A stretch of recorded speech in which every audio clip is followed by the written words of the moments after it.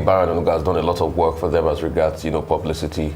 But I have a lot of problem with most of his very ethnic and vile comments, which is not befitting of a veteran of the struggles in this country.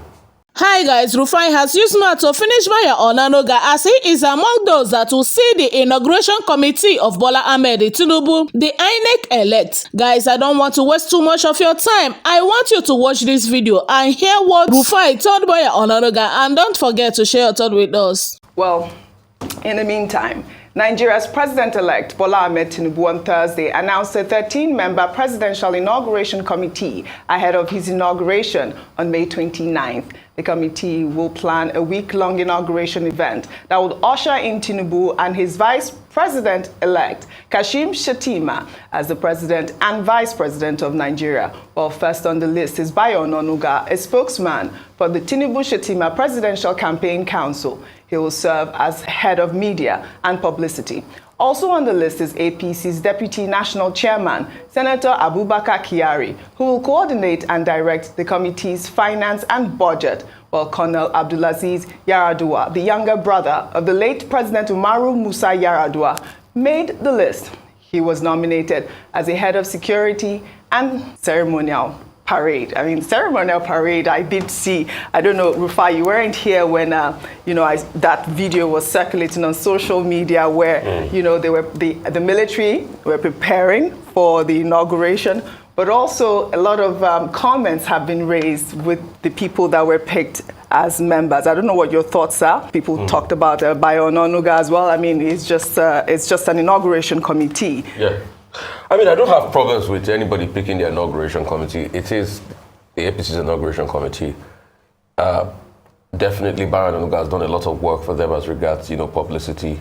But I have a lot of problem with most of his very ethnic and vile comments, which is not befitting of a veteran of the struggles in this country. And that's why a lot of people have asked, what changed with Mr. Bayo Onanuga, with the kind of words he has said over the years, and now the things he's saying now because of politics. Also, other people on the list, yes, he has a spread across section. I've got nothing with that.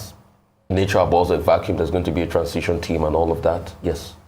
But please, for the love of mercy, I'd like to comment on a story Aya commented on. Let us see the truth always in this country. The truth will make you free. I'm seeing this attempt to push an agenda that this election was free and fair. It was anything short of it. Is this an election where a state broadcaster sponsored an electoral coup with Binani reading a public address of an election that has not been completed, and today MBC has not fined them? Is that a free and fair election?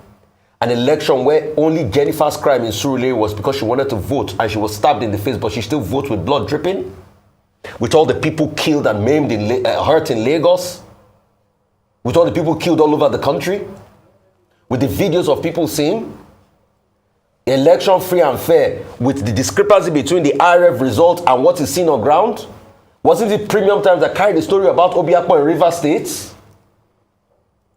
Because I've seen this attempt, and this attempt started after the Western media first flawed our elections and said it's flawed election. So there's a backtrack. Some people even traveled abroad. I'm not saying don't go and put your narrative forward, but tell the truth, because posterity will judge all of us in this country if we don't speak up. And the problem with Nigeria is that we've not been speaking up over the years and not saying things the way they are.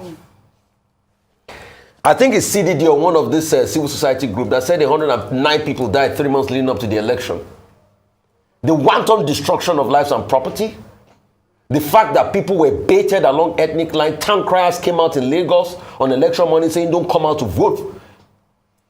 We cannot see all of this and act like it never happened.